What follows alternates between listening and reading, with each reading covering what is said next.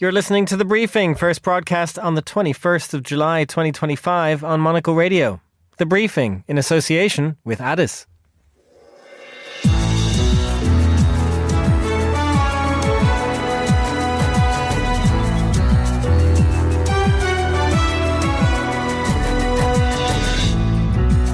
Hello and welcome to The Briefing, broadcasting live from Studio One here at Midori House in London. I'm Chris Chermak. Coming up on today's program, Ukraine's capital suffers another night of drone strikes, even as Russia suggests it's open to another round of peace talks. We'll speak to Olga Tokariuk. After that, Fernando Augusto Pacheco of Monocle. You're right here to talk Brazil and Bolsonaro.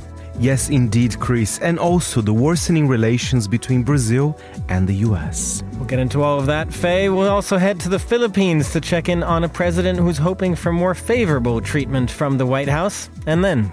we have a nation, but we don't have a state. We don't have freedom. So it is the thing that we have this responsibility towards. But also sometimes people just want to live normal lives, without thinking about justice all the time.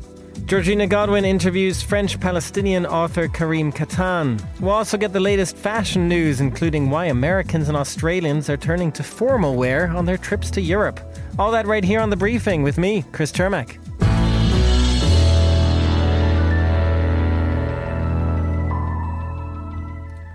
Just this weekend, Ukrainian President Volodymyr Zelensky renewed a push for peace, calling for negotiations with Russia to restart.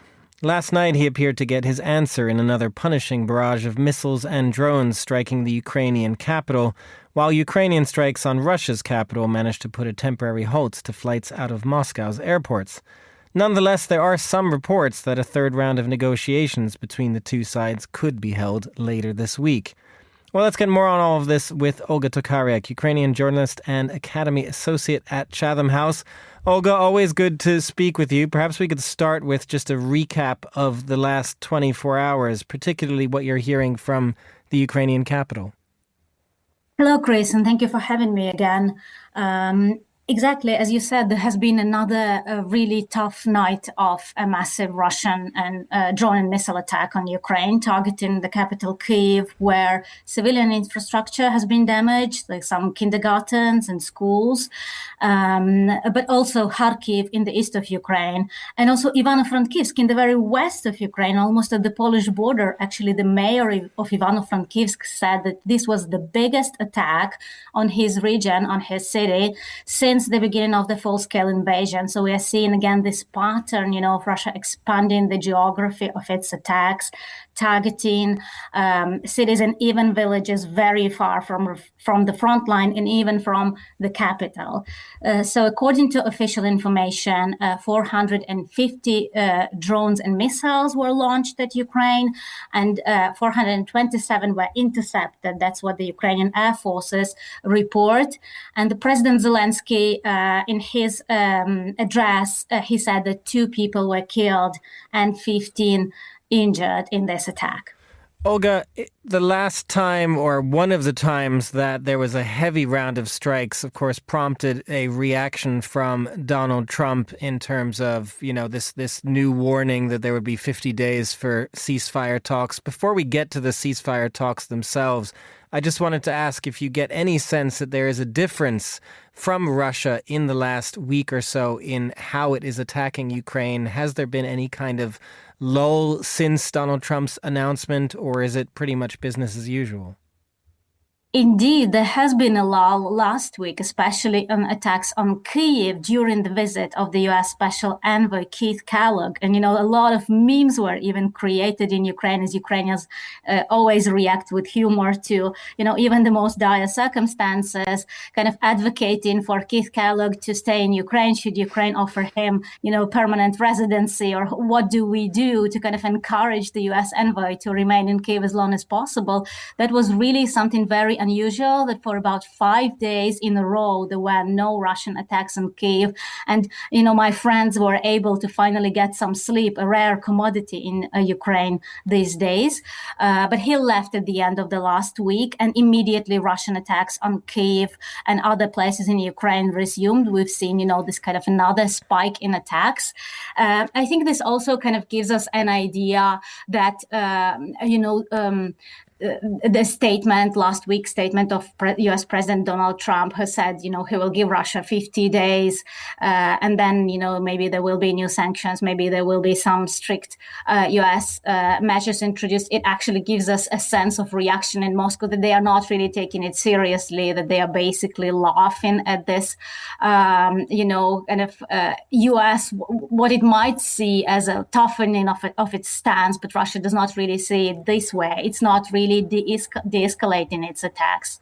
Well, whether Russia takes Trump's warnings seriously or not, I was curious whether Ukraine is taking them seriously. Is Zelensky's latest push for peace talks with Russia to be seen kind of in that frame, a sort of response to Donald Trump's desire for ceasefire talks to be restarted, or are they just trying to get whatever they can going at this point? Well, I think for President Zelensky, this is kind of another demonstration that Ukraine is willing and ready to talk about peace, and that Ukraine, is very kind of much interested in that. And it is also an opportunity for Ukraine to highlight once again that Russia is not, because we've heard also some criticism coming from the US and coming from NATO Secretary General Mark Rutte about the level of representation of the Russian delegation that participated in previous rounds of peace talks in Istanbul. So they said, it wasn't really a highest level delegation. So that kind of was a signal to the Kremlin, you might be a little bit taking it a little bit more seriously next time. But even today, there was a reaction from the Kremlin to this Ukraine suggestion, President Zelensky's suggestion to hold these talks this week, and to this media reports that these talks in Istanbul might be happening tomorrow or on Wednesday. And this reaction from the Kremlin by, Putin's spokesman, Dmitry Peskov, so he said once again that Russia is not going to change its delegation, that it will be the same delegation that participated in the previous rounds of peace talks. So again, it demonstrates that Russia is not really taking all this peace process seriously. It's not willing to de-escalate on the ground. It continues its offensive actions in various directions along the front line. It continues to bomb Ukraine with missiles and drones almost on a daily basis. And it also not ready to send a higher level delegation to possible peace talks in Istanbul this week. Olga Tokariuk, Ukrainian journalist, thanks very much, as always, for joining us. And now here's Monocle's Anita Ryota with the day's other news headlines. Thanks, Chris. Israeli forces have launched a ground and air assault in central Gaza for the first time. The operation on the city of Deir al-Bala began earlier today, just hours after the Israeli military issued evacuation warnings to residents in the southwestern part of the city. The area is packed with thousands of displaced people from southern Gaza. Japan's far-right Sanseido Party has emerged as the big winner in the upper house elections. This comes as the ruling coalition lost its majority. Launched in 2020, the Sanseido Party has a Japanese-first campaign, warning of a silent invasion of immigrants and pledging for tax cuts and welfare spending. Prime Minister Shigeru Ishiba has vowed to stay on, though his future is unclear. And the Port of Barcelona will scale back its passenger terminal capacity by 2030, reducing the number of terminals to 5 from the current 7. The port is Europe's busiest for cruise ships, and the decision comes as part of the city's effort to address over-tourism. Those are the day's headlines. Back to you, Chris. Thanks very much, Anita. In Brazil, developments have been coming in thick and fast over the last few days in a growing argument with the United States over the treatment of Jair Bolsonaro, the former president, currently on trial for orchestrating a coup in the last election. After Donald Trump threatened to impose 50% tariffs on Brazil unless the case was dropped, U.S. Secretary of State Marco Rubio has now followed that by canceling the visas of Brazil's Supreme Court judges. Bolsonaro himself, meanwhile, has been made to wear an ankle monitor, in part to prevent him from fleeing to the U.S. ahead of the trial verdict. Well, joining me now in the studio to discuss all of this is Monocle's senior correspondent, Fernando Augusto Pacheco. Fernando, there is a lot of stuff happening here, isn't there? Let's start maybe with Bolsonaro himself and this trial that is ongoing. He's wearing this ankle monitor now. How did that come about? Well, as you said, one of the reasons he's using this ankle tag, there are concerns that he might try to either leave the country or seek refuge in an embassy. And last February, let's remember, he spent 2 nights at the Hungarian embassy for whatever reasons. So, of course, I think the judges, they have the right to be concerned about that as well. And there are a few rules about that. So he needs to stay home between 7 p.m. and 7 a.m. He can't communicate with foreign diplomats. He can't communicate with his own son, Eduardo Bolsonaro, who lives in the U.S., because his son is also being investigated in this plot to seize power after they lost the election in 2022. So, it's quite a big deal. Of course, we're only going to know the results of the trial in the next coming weeks. We don't have a date, but that's kind of a starter in a way. It is a big deal, and particularly this thing that he cannot speak with his own son. Tell us more about that. I mean, this relationship, the role that the son has played also in the United States, it's really a sign of how they've managed to sway the politics in the U.S. A big role. His son is in the United States at the moment. It's weird because he's actually an elected MP, and he still is technically. I wonder what's going to happen in the next few weeks. And he's been lobbying the Trump administration, to impose those sanctions that we will discuss against some of the Supreme Court judges. I think it's quite influential. I mean, he at least said that's what Eduardo Bolsonaro says, that he's got a close relationship with Trump and some of Trump's ministers as well. So he's been quite instrumental in this case here. How big a deal are these sanctions imposed by Marco Rubio? How is that kind of being covered in Brazil? And also just in general, do you get any sense that things like these sanctions will have an actual impact on the independence of Brazil's judiciary? It's early days. Lula said that that's unacceptable blackmail, and it is indeed very weird. I mean, Trump is not just about the economy. He's kind of interfering with our politics in a more direct way than predicted. So 8 of the 11 Supreme Court judges, they have been stripped of their U.S. visas, and I think some members of their families. And now, of course, the right-wing movements. Apparently, the daughter of one of the Supreme Court judges, she might have lived in the U.S., but apparently that's not true. So they're really going on a hunt and saying those people, they need to be stripped off of their U.S. visas. Listen, I don't think you interfere with the independence of our judiciary. And let's talk about the president of the Supreme Court, the guy in charge of the Bolsonaro trial, Alexandre de Moraes. He is known by many Brazilians to have a very strong personality. He's very strong-minded. Almost in a way, he kind of rejoices in this type of battles.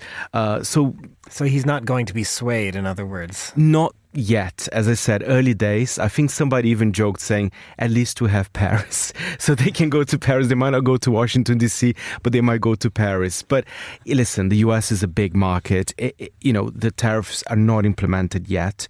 The 1st of August. There's some are even optimistic, saying that Lula's government will try as much as they can. So those tariffs are not kind of applied to Brazil in the next few days.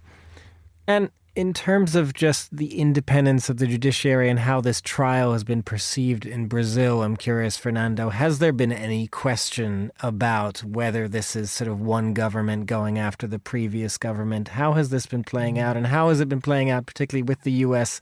now involved? We talked a little about this last week, that's kind of shifted public opinion, but how do they view the trial? What I find interesting that is happening, of course, Lula supporter, people from more for the left, of course, they find this, horrendous what's happening.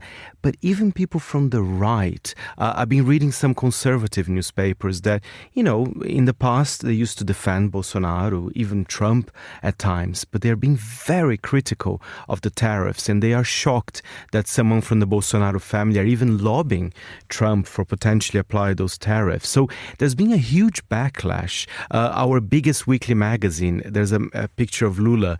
Thank you, Mr. Trump. So there's interesting developments. So far, it's been good news for Lula because even people on the right in Brazil are quite shocked, and maybe it's their sense of patriotism as well. Just very quickly, is it having any impact on the economy from what you've seen so far? Well, there will be impacts. It's funny because I was reading the Financial Times today. Embraer, of course, our plane maker, a big company in Brazil, they're saying it will impact them a lot if those tariffs happen. They might have to add $9 million for every single jet they sell to the US, which is one of their biggest markets as well. Even though we're on a trade surplus with the US, as we discussed last week, of course there will be an impact. But who knows? Maybe those tariffs will not be implemented. We don't know yet. Taco trade may still happen. Fernando Augusto Pacheco, thank you very much for joining us. You're listening to The Briefing on Monocle Radio.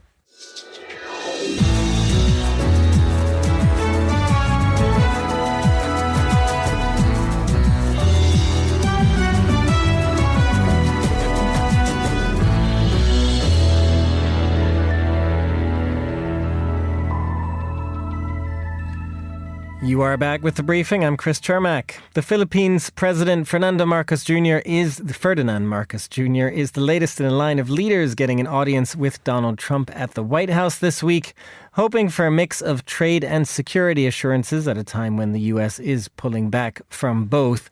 Marcos Jr. can expect a little more success with the latter as the Trump administration has sought to boost Indo-Pacific defense as a counter to China, but we'll see what happens. Let's get more on this with Richard Heydarian, who is an academic and columnist for the Philippine Daily Inquirer. He joins us on the line from Manila. Richard, always good to have you on the show. This is not Marcos's first meeting in Washington. He's also met Joe Biden, of course, but how different a reception can he expect? Well, as far as the Marcoses and the Trumps are concerned, these are ties that bind. I mean, if we were to believe some reports, back in the day, the Marcoses actually owned even a Trump building in Manhattan. You can just Google the society pictures in New York Times and you'll see Imelda Marcos, who, by the way, is still alive and among us, having a fantastic time with Donald Trump. High-flying days together, society days in New York together. So there are ties that bind. And in fact, during their first call, Donald Trump asked Marcos Jr. about his mother because of the fondness and the friendship. But obviously, this is not just going to be about the personal bonhomie. This is going to be also about geopolitics. After all, the Philippines has fast emerged, kind of like Poland in Europe. I mean, I just came from Poland where we had discussions about similarities. The same way Poland is emerging as a proactive middle power frontline state in Europe, the Philippines is also stepping up and becoming a very important proactive frontline state in Asia, vis-a-vis obviously China. So both on the South China Sea issue, where the Philippines is fighting back against Chinese aggression, but also increasingly on the Taiwan question, which is our immediate neighbor, the Philippines is becoming very important to America's regional geopolitical strategy. So Marcos wants to get a lot out of this visit, not only continuity in terms of keeping things that Biden promised him, but also getting more out of the U.S., more defense deals, and hopefully more concessions on the tariffs, because the Philippines is facing up to 20% tariffs. Marcos wants to bring that down to around 10 to 15%. Richard, one of the interesting things we've seen, I think, with Donald Trump in his second term in particular is that a good relationship, good personal relationship does not necessarily guarantee better treatment. I wonder what your sense is for the Philippines with that, particularly when it comes to the tariffs, of course, because that is a priority in this sort of immediate moment. Do you get the sense that Marcos will be hoping for better treatment after this meeting? Well, definitely Marcos, let's just call it a silent diplomacy. I mean, he has said basically nothing about the Trump tariffs. He has not said anything negative about President Trump. Let's see if that works. Obviously, his visit, the first by any Southeast Asian leader under the second Trump administration, comes against the backdrop of other U.S. key allies facing massive tariffs. Look at the case of Japan, for instance, where Prime Minister Ishiba just the other day during campaign trail said that, almost there's a sense of betrayal. Like, why are you mistreating us? That we have to be more independent vis-a-vis America. But what makes the Filipinos quite optimistic is that they feel there's some sort of a strategic sympathy because, we're not as capable or wealthy and industrialized as Japan and Korea or Australia. So generally expectations have been lower on the Philippines. And unlike Vietnam and Indonesia and Cambodia, we're not a really major exporting nation. So a lot of our exports to U.S. are really digital and services. So because of that peculiar and exceptional circumstances, Marcos is hoping to wiggle in some concessions from the United States talking softly and by silent diplomacy. But more than that, we also have a lot of, I would say, sympathy among top officials in the Trump administration. Secretary of State Marco Rubio has been talking about for months about how the Philippines was kind of neglected by previous administration and that the U.S. has to make up. We had Elbridge Colby here in the Philippines in the past before returning to the Pentagon, who talked about how they appreciate the Philippines taking up the cudgels in Southeast Asia and ASEAN against China, despite our limited resources. So Marcos is really there to maximize that strategic sympathy, at least among top U.S. officials, if not President Trump himself. And Richard, just finally then, when it comes to the defense aspects of this, as you suggest there, the U.S. administration, Trump administration, has been favorable towards the Philippines. But at the same time, there are lots of questions about how far the U.S. will go under this administration, whether it's, here in Europe with Ukraine, but therefore the focus, is typically on Taiwan in Asia. Do you get the sense that the U.S. would come to the Philippines' aid if there were big skirmishes, say, in the South China Sea? How concrete do you feel the support from the U.S. is? I mean, obviously, there's always this fear in the Philippines that it will be just part of a menu of compromise between the two superpowers, which is China and the U.S. But what makes Filipinos quite optimistic about U.S. reliability is that they know that the U.S. knows that China is really the major threat to America's global leadership in every major field, from artificial intelligence to defense industry and whatnot, in ways that Russia never was, or some, rival Middle Eastern powers will never be, right? So the sense is precisely because of the gravity of challenge that China poses to America's interests in Asia, in Taiwan, in South China Sea, and global leadership of U.S. in general, then the U.S. has more stakes in Asia in ways it hasn't had, let's say, in Europe, at least from the Trump administration perspective, or from the Middle East. But having said that, you're absolutely right. This is Trump. This is America. There are big debates within the Trump administrations. We don't know who's going to win. Is it prioritizers? Is it the new conservatives? Is it people who want America to be more isolationist? So I think realistically, the Philippines has to push for the most, but also be prepared for disappointment. Richard Haydarian in Manila, thank you very much for joining us. You're listening to The Briefing on Monocle Radio.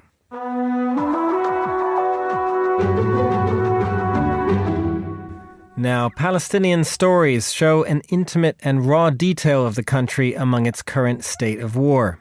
Karim Katan is a French-Palestinian author. His book, The Place on the Higher Hill, details an intimate generational divide in Palestine and the evolving political reality. Karim wrote the book years before the attacks in 2023. Monocle's Georgina Godwin began by asking Karim how he views the current political and social realities of Palestine among conflicts.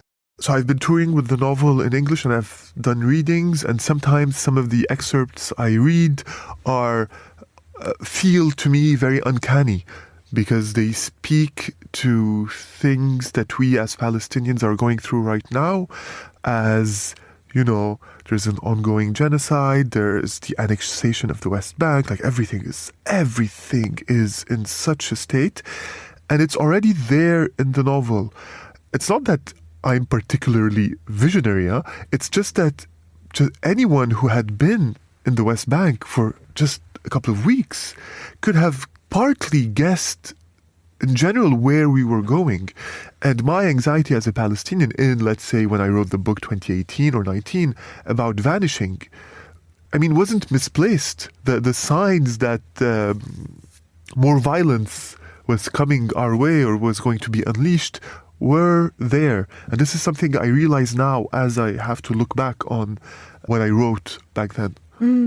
So Faisal, the narrator, expresses this very complex relationship with his homeland. He sometimes says Palestine is a curse or a source of burden, while at other times acknowledging its beauty, its significance. I wonder, firstly, for you on a personal level, what your relationship with it is, but also how the novel navigates these seemingly contradictory feelings of despair and attachment to the land. Yeah. I think even beyond Palestinians, we always have these very complicated and vivid relationships to belonging, to where we belong, to where we think we come from. to our parents. We always have these relationships of attachment and refusal, which constitute the way we relate to how we belong. In the case of Palestine, of course, it's multiplied by 100. I'm personally very attached to Palestine and to Bethlehem. It is a place I love being in. I hope eventually to be able to live in again. But I'm also very much aware of how is thrust upon us the importance of nationalism, because we don't have a nation. I mean, we have a nation, but we don't have a state. We don't have freedom. We don't have justice. So we constantly think about that because we don't have access to it. So it is the thing that we have this responsibility towards. But also sometimes people just want to live normal lives, without thinking about justice all the time. And I think there's a tension there that everyone feels and that I was interested in. Again, back then, it still is the case today, but today things are the magnitude is so different that I think I would answer your question differently as Karim today than I do as Karim in 2021, let's say. It's so interesting. And I guess it's not just you. We're talking about most Palestinians. Yeah. And I think we're also talking about something that even goes beyond Palestinians in many ways. Again, how we relate to what we consider to be our nation, or how we relate to what we think our identities are. And sometimes we're very attached to them, and sometimes on the other hand we want to be emancipated from them. And this constant tension is something that you get to explore in a novel in a way that I think you can't. You can, but differently in an essay or other forms. Absolutely. The book builds towards a very tense climax as forces close in on the house. And the ending sees, and I'm no spoilers here, but the ending sees the narrator making significant, maybe ambiguous choices in the face of the threat without revealing too much. I wonder if you can discuss the meaning behind the narrator's actions and the final moments of the book. So I'll answer your question without answering it. I'm just thinking about how I should do that. Something very significant happens at the end of the novel. Not only the decisions that Faisal makes, but also who is telling the story. There's a shift at the end of the story that's very important to me in terms of who takes the place of being the storyteller. I think it's extremely ambiguous.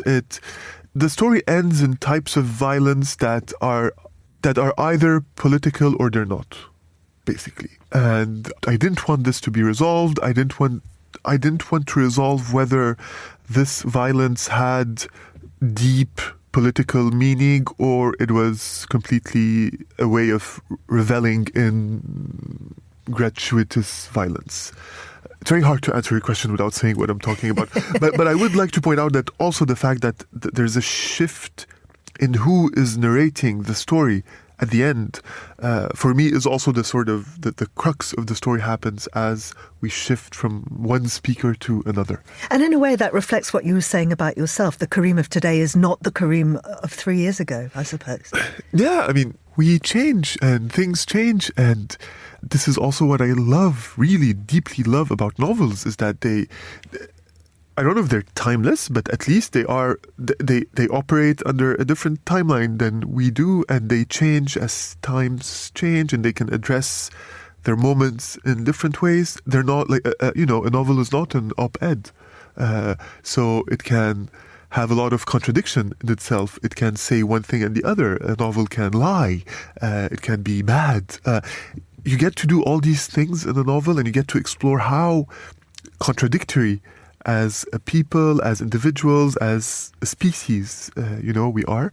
And I think this violence that courses through the novel is also about that, about all these contradictions that we sort of wrestle with as humans, even not only as Palestinians. Karim Katan there speaking with Georgina Godwin. The Palace on the Higher Hill is translated into English by Jeffrey Zuckerman and published by Foundry Editions. For more of Karim, you can listen to Meet the Writers on Monocle.com or wherever you get your podcasts. This is The Briefing.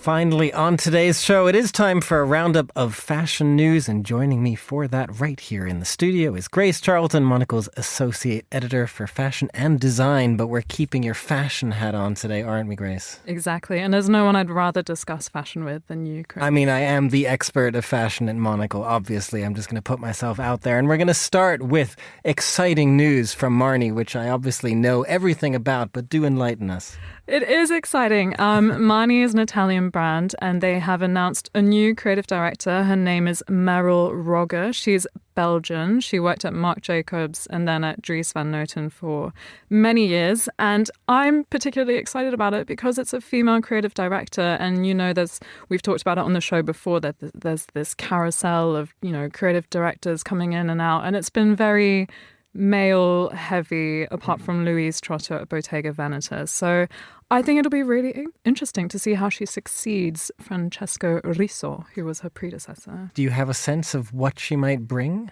I actually think she will bring like a commercial know-how when it comes to cosmetics. And I was sort of delving into her history. When she was at Dries Van Noten, she really heralded the brand evolving into like perfumes and lipsticks and, you know, makeup. And they've done that really well. It's completely exquisite what they've managed to do in terms of like the packaging and the quality they deliver. And interestingly, Marni signed a deal with Coty, which is a big beauty cosmetics conglomerate, in 2024. And they're going to start rolling it out in 2026. It's as if they knew. Exactly. So I have a feeling we're going to see a lot of Marni perfume popping up next year. Watch this space for Marni perfumes. Well, something else we wanted to talk about, Grace. You've been traveling around this summer. You've been in lots of different parts of Europe. And I understand you've noticed a trend that's basically it's been very hot. Foreigners from Australia and the US in particular are just getting the dressing all wrong. Yep, it's Euro summer officially. I've been in Italy, Montenegro and Turkey, and it's been almost endearing to see the Americans show up in their special little Euro summer outfits. It's not that they're dressing too casual. I'd actually think it's because they look too stuffy and like orchestrated. You can tell they've put in months of research to find the perfect dress that they think really gives la dolce vita. But, you know, when you look at them in comparison to the actual Italians who are there, they just look like ridiculous. And they've got their blowout hair, you know, the big waves. You know, Chris, the like blowout hair with the bouncy locks and all of that. So it's been quite funny. What do you feel about this as an American Italian? Well, I find it interesting that you'd say they've almost gone too formal and put too much work into it, because I feel like in the past Americans would get criticized for being the casual ones, you know. Maybe it's more the guys also always wearing the shorts when the Italians are actually like still not wearing the shorts and kind of more tailored looks. So it's kind of flipped, has it? Yeah, and that's why I said it was endearing almost. It's a real mark of respect. Yeah, they're trying so hard. It's a real mark of respect, and they've saved up their money, and, you know, they've put together they've built up to their big Europe visit. It almost feels like the days of the Grand Tour, you know, when the Brits would go to Italy and look at art history in Venice and Florence. Is that the same for the Australians? What have you sensed there? Do they also like put serious effort into this when they come to Europe? Yeah, there's a lot. I mean, they've come from so far. Yeah, you know? I mean, you have to make it worth your while. You're not going to pack at the last minute. But no, it's endearing. But I think if I have any advice for my Australian compatriots and your American brethren, is maybe to tone it down a little bit and look a little less like you've just stepped out of the dressing room. You know? Okay, so the idea is to look relaxed, like put the effort in to look relaxed. Exactly, effortlessly effortful, you know. That's all I'm asking for. It's not that hard. Just, you know, keep it cool, keep it cash. Finally, Grace, we did want to talk about a particular story that leans into this as well, because you were, as part of your trip to Italy, you wrote about Rome and Rome's fashion for Monocle's summer issue. Tell us about that. What is Rome fashion? It's very tailored, but they will insist.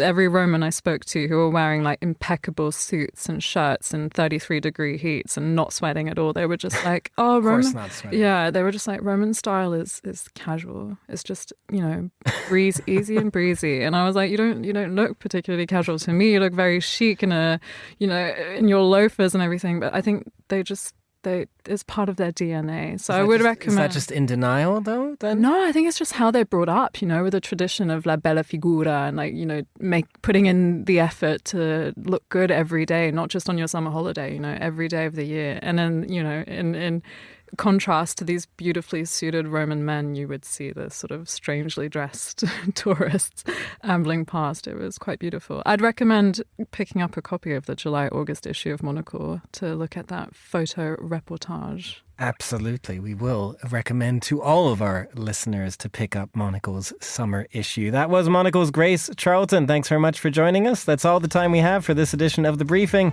It was produced by Carlotta Rebello. Our researcher was Henry King. And our studio manager was Mariella Bevan. The Briefing is back tomorrow at the same time. I'm Chris Chermak. Goodbye, and thanks for listening.